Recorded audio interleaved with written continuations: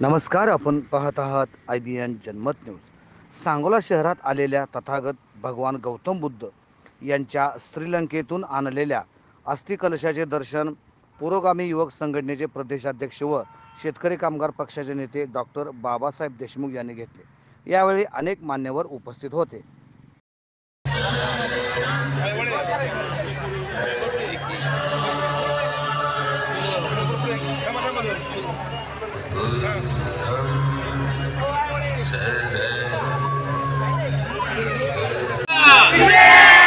महात्मा ज्योतिबा फुले यांचा बाबासाहेब देशमुख यांच्याकडून सुद्धा या ठिकाणी महात्मा ज्योतिबा फुले यांच्या पुतळ्यास पुष्पहार अर्पण होताना दिसतो आहे।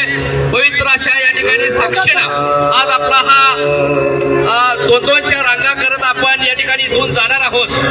महिला भगिनी या ठिकाणी समोर असतील, एका हाताचा अंतर ठेवून बौद्ध धर्माच्या विचाराचा जो संस्कार आहे, जो आदर्श आहे, तो तमाम सांगोलकरांना या ठिकाणी तो मिळावा अशा पद्धतीच्या विचारानं आपण ही रॅली या ठिकाणी आता आपण घेऊन जाणार आहोत। IBN जनमत सबस्क्राइब करा, लाईक करा, शेअर करा।